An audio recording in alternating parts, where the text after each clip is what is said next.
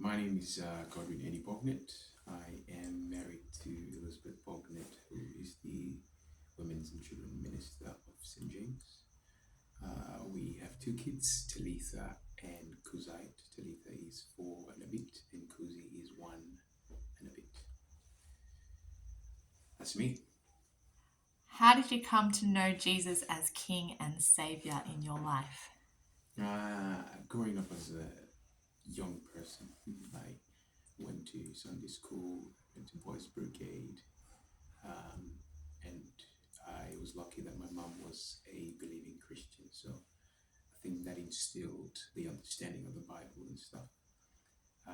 But then I made commitment when I was in year 12.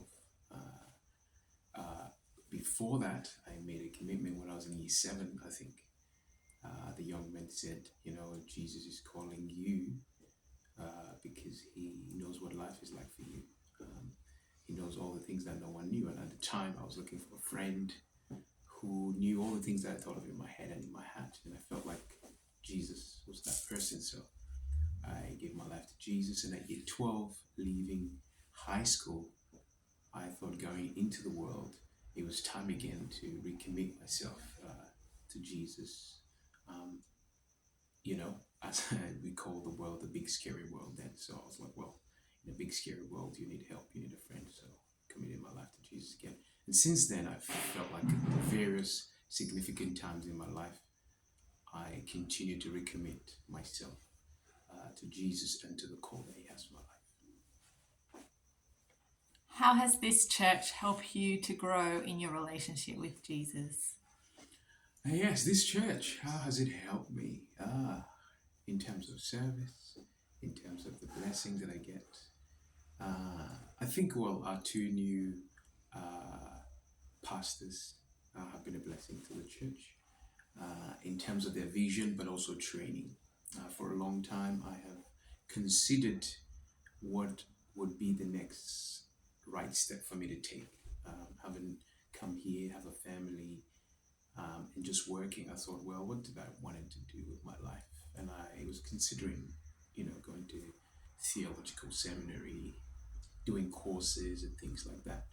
And I think thanks to the leadership of our pastors, Craig and Cause, with the initiative of the well training, I think that has offered me an opportunity to know a bit more about God, know a bit more about myself, but also begin to hold on to this calling God has for me. So I guess we're just 4 units in, but the book of Mark has been an eye opener in terms of what Jesus has done, who He is, and what He continues to do in my life today. So I think I don't think a year of study of the book of Mark would finish the things that I'm learning, or even, I believe I'm about to learn in the study of the course, the well training.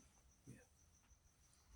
How have you served the Lord? How are you serving? And how would you like to serve in and through this church? How have I served the Lord? Well, it all started youth group back in Nigeria. I think that was the opportunity. Went overseas, ended up in Australia, worked with Fusion. I think in this church it'll be in collaboration. I think our senior pastor Cause has come to the prison a number of times to reach out to the young people there. So I think that partnership has helped me provide him with the opportunity. Well, not me, well, our chaplain, just being the guy showing him around really. So I think that's one way I think I'm serving the church. We're hoping to start a youth group. If you're here and you have a heart for young people, our church is wanting to start a youth group for the African congregation, the 9 o'clock congregation, and anyone else that want to join us. So I think we're trying to get through the training.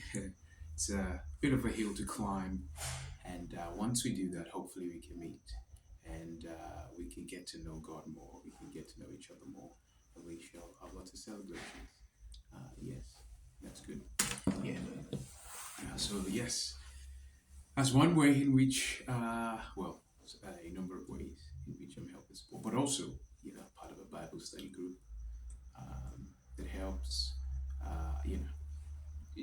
invite friends over for dinner, go watch soccer. In those ways, building relationships with people, or even just I think on a Sunday morning, listening to people, listening to how their week has gone, what life is like for them, and how we could be praying for each other.